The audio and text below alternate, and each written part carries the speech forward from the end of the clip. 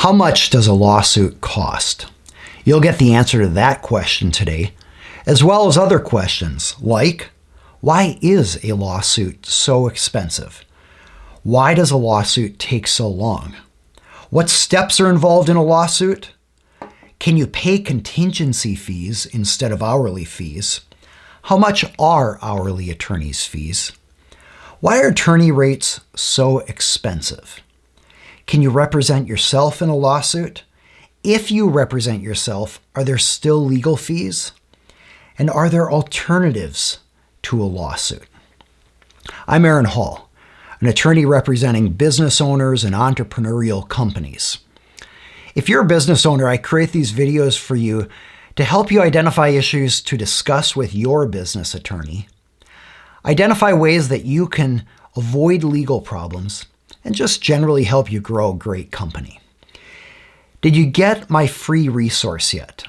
If you didn't, you can go get it. It's free. It's called 7 Common Legal Mistakes Made by New Businesses. You can get it at aaronhall.com/free. That's aaronhall.com/FREE. And if you don't have it yet, you can download it, get it for free, as well as I'll send you some other exclusive educational content like this. How much does a lawsuit cost? Obviously, it depends on the type of lawsuit. Some lawsuits cost millions. Some can cost thousands of dollars if you're paying an attorney and it's a small claims court or conciliation type court. So it depends on the length, it depends on the complexity, it depends on which court you're in, it depends on how much your attorney costs. We'll dive into some of those topics here. Why is a lawsuit so expensive? The reason is you're generally paying for the attorney's time times the number of hours that the attorney needs to spend on the case. So, for example, maybe the attorney's rate is $700 per hour, and then you are paying for 100 hours. So you can do the math there. Or maybe it's 200 hours. That's why how much time the attorney spends on the case really matters to you. Also, the attorney's rate really matters. Let's talk about how long a lawsuit takes. Why does a lawsuit take so long? It's because of the phases or steps that are in a lawsuit. The lawsuit has a number of steps that each party needs to go through in order to prepare for trial. These steps ensure that it's a fair trial, both parties have equal access to information, and both parties have had time to prepare their case so that at trial, the issues are fairly presented, or at least the parties have an opportunity to fairly present them. And then the judge can make a final binding decision, unless, of course, it's appealed. What are the steps in a lawsuit? First, parties start a lawsuit by drafting a summons and complaint.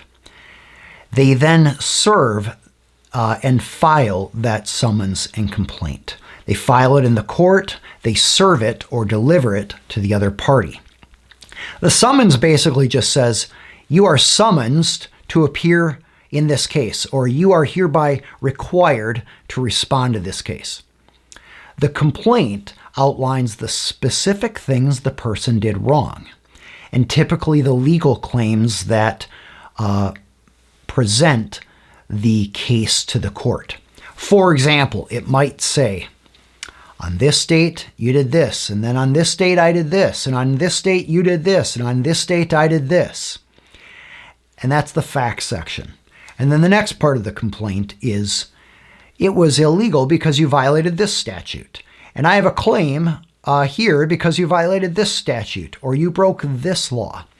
That's the legal or the legal claims section of a complaint.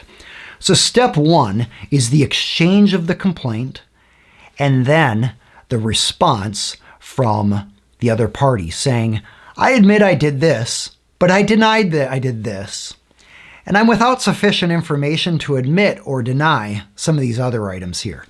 And the person who's responding to a lawsuit generally goes through and just admits, denies, or says they're without sufficient information to admit or deny. Once that pleading's done, you generally have the parties' attorneys meet and talk about how they're going to exchange evidence and documents and relevant information, how they're going to interview witnesses and when that will be. Then they actually do all of that stuff. They request information and provide it. They request submissions and the other side admits or denies things. They have depositions where witnesses and parties are interviewed.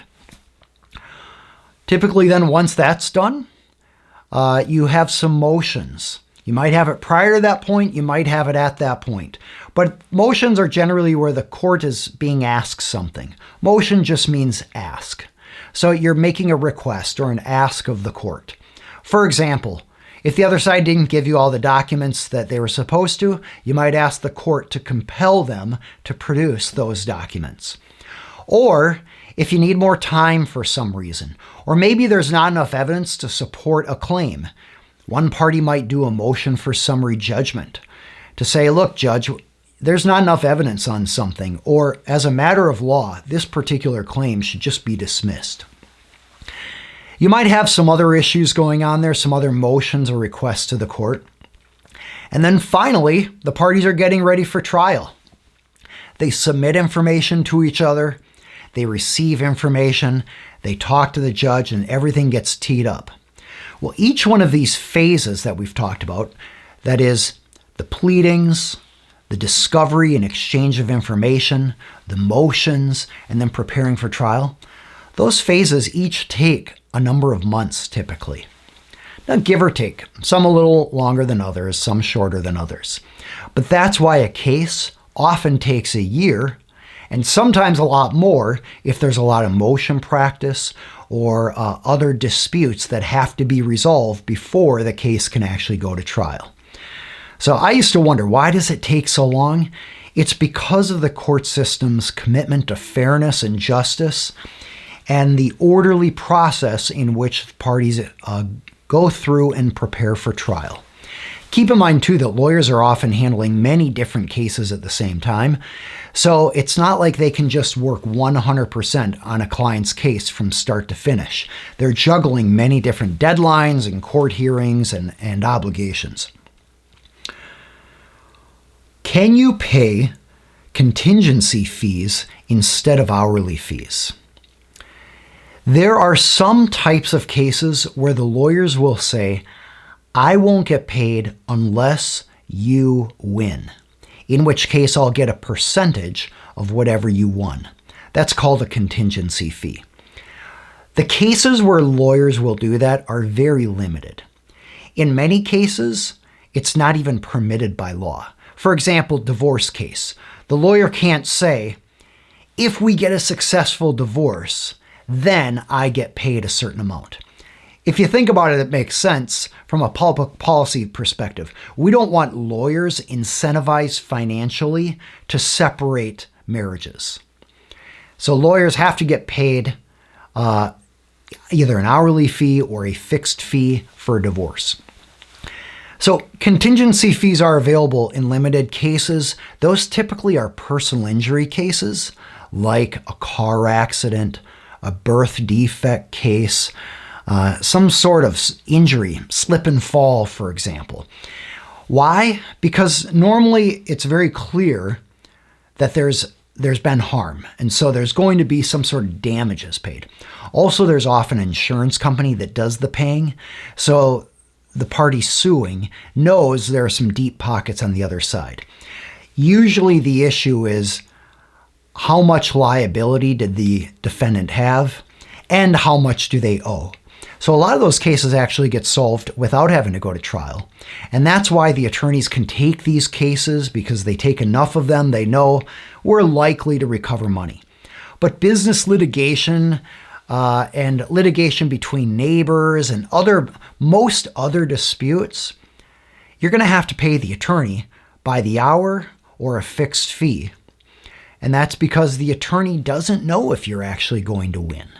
And the attorney is not willing to take that risk. It's just not worth the risk for an attorney, and the attorney can't make a sufficient living taking on those types of cases on a contingency basis. How much are hourly attorney fees? I've seen them as low as around $290 per hour, maybe even less occasionally, and then as high as about $2,000 per hour. That $2,000 rate is typically going to be a partner at a large law firm in a big city like New York. And by the way, that attorney is going to be very experienced and have an incredible reputation. Typically, it's a very complex case.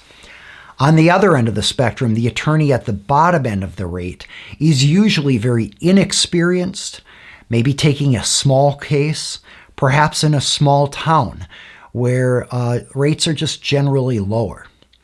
All right, what are average rates? Well, I can speak to Minnesota. Generally in Minnesota, what I see is somewhere between $300 and $800 per hour. That's a fairly common spectrum. Almost all of the attorneys here in 2022 are somewhere between that range. And a very common range is somewhere between $400 and $600 per hour. The attorneys with significant experience or specialty or expertise are the ones who generally go above the $600 per hour. That might be larger cases as well. And the attorneys with less experience, or they take smaller matters, those are the attorneys who may charge on the lower end. But it's entirely a question of attorney discretion to set their own rates, as long as the rates are not unreasonable. They're just so outside of the norm that the government says, you can't charge that. That's excessive. Why are attorney rates so expensive? First off, attorneys have many years of unpaid schooling. So not only do they have no income during those schooling years, they also have substantial tuition and debt, which typically they're paying off for many years. So in order to run a business that can cover its costs, a law firm needs to be able to pay attorneys enough to pay down their law school debt, as well as cover their living expenses.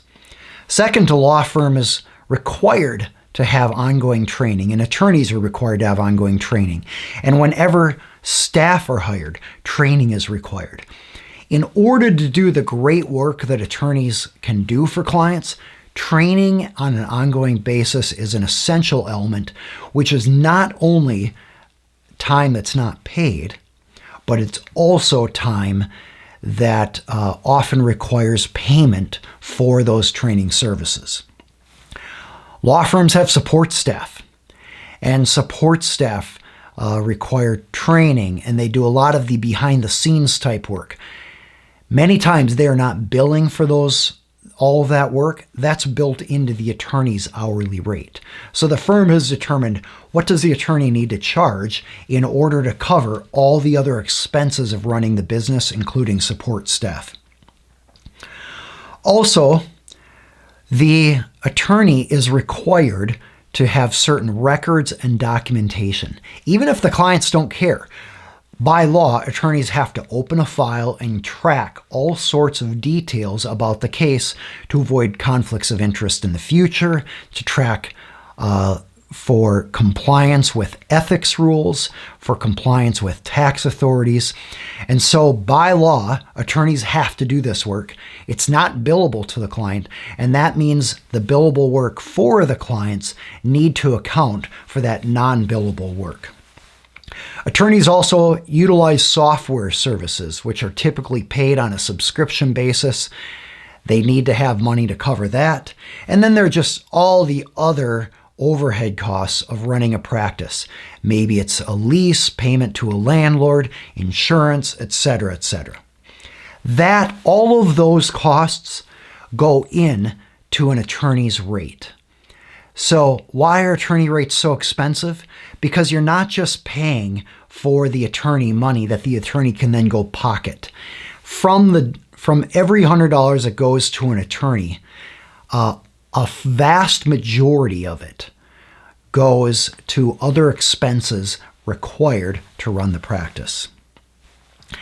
Can you represent yourself in a lawsuit? Technically you can, and many people try. But let's face it, the court rules are complex, and you are required, as a party not represented by an attorney, to comply with the court rules. You can't bypass court rules in a way that would be unfair to the other side. So, court rules are extensive.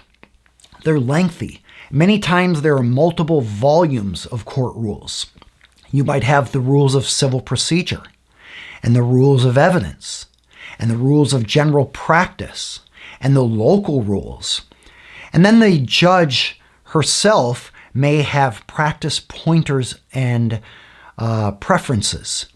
So those are other rules that you are supposed to follow. So can you represent yourself? Yes. But problem number one, it's hard to comply with all the rules. It's hard to even know what they are unless you are living in them day to day as an attorney. Problem number two is you're not objective. You don't have the ability to set aside the emotions and the bias that you have in order to present those in an objective manner in a way that will resonate best with the judge. That's why there's a saying for attorneys: the attorney who represents himself has a client for a fool. What does that mean? It means that if you are trying to represent yourself even as an attorney, you are a fool because you are too close to the situation. You will get too emotional. You'll get distracted by the little things that irritate you instead of focusing on articulating legal arguments that are most persuasive to a judge. Can you represent yourself? Yes. By the way, what about small claims court, or sometimes called conciliation court? Most of the time parties do represent themselves there. But if you are in state district court, federal district court, or some other venue or tribunal, normally it makes sense to hire an attorney who's experienced in that environment and understands its rules and can articulate the best arguments for you rather than the issues that may irritate you most and bias you. If you represent yourself, are there still legal fees? Yes. There's still typically court filing fees. You may have a court reporter fee for each deposition that you decide to do. You would also have transcript fees for any court hearings that you needed a transcript for, or for any depositions that you needed a transcript for. You might say, why would I need a transcript? You need a transcript so you can cite to what somebody said when you put your arguments in writing or when you admit evidence into the case. Courts need evidence in a written form. And so even when witnesses say something, what they say needs to get transcribed into writing, and it's the written documentation that then becomes evidence in the court. So even if you don't have attorney's fees, you typically will have significant other fees. How much? Well, filing fees might be $300 or $500. A court reporter fee typically is around $500 for a half a day. Transcript fees, depending on how long is being transcribed, typically what I see is a couple $1,000s for a couple hours of a transcription. Are there alternatives to a lawsuit? The main alternative to a lawsuit is negotiating some sort of settlement. Now, sometimes a lawsuit might move forward and it may be in alternative dispute resolution like arbitration, which essentially is a private judge making a decision in your case. But if you can't negotiate a settlement, then usually the only other option is to proceed with the lawsuit. Now, there might be a little middle ground there. Sometimes what parties do is they will hire a mediator who helps the parties try to negotiate a resolution that they both can agree to and live with. That would be called a mediated settlement agreement. But the parties have to agree to a mediator, or the court needs to require that a mediator be used. You don't have a right to a mediation unless the other party has agreed to it or the court has ordered it. As you can see, litigation is expensive. It's often very distracting for the individuals and companies that are in it. It's often very frustrating. It can become very emotional. That's why I hate litigation. It is simply people paying money to fight each other. And to the extent it can be avoided, it's great when you do. So when I talk to my clients about the cost of a lawsuit, I often talk with them not just about the financial cost of lawyer fees and filing fees, court reporter fees, transcript fees. I also talk with them about the distraction the lawsuit will be for their attention. I talk with them about the tension it's going to create, and that they'll want to talk with it about the lawsuit to spouses and to friends and to other loved ones. The bitterness and resentment and anger that it can create, the negative energy that it can create. Often successful business owners are better off paying a settlement than fighting for a year or two. Now, I'll tell you what, a lot of times clients tell me, I would rather pay you, the attorney, to win this case than let that money end up with the other side. And I try to talk my client out of that approach. I totally get it. I understand. You're angry. You've been violated. It feels so unjust to pay money to a party who is wrong. You'd rather pay an attorney to fight for you.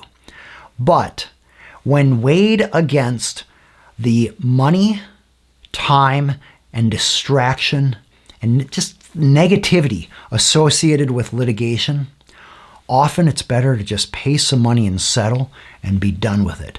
That's a difficult decision to have, but it's a decision that I regularly analyze with my clients. Now, I will warn you, not every attorney does this. Let's face it, attorneys are making money the more you fight.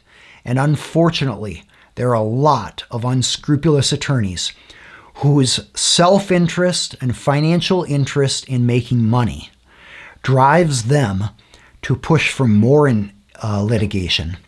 They fan the flame of your emotions. They take advantage of the fact that you're in a vulnerable spot, and they will continue to take more and more of your money because the more you fight in litigation, the more money they get paid.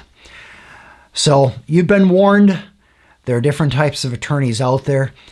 I do these educational videos to help empower you so you have knowledge about the legal system, legal fees, and how to proceed with fights. If you haven't yet downloaded the free resource that I have, 7 Common Legal Mistakes Made by New Business Owners, please go ahead and get that. It's at aaronhall.com/free. There's no obligation. I'm not going to pester you with spam. What I will do, though, is from time to time provide you with other valuable educational content and resources that I believe will help you. If you find this educational information helpful, you're welcome to subscribe to this channel. And if you find it unhelpful, feel free to thumbs down. Or if you'd like more of this, you can thumbs up on this video. In the description box below is additional information that you might find if you're trying to learn more about the topic we've discussed today.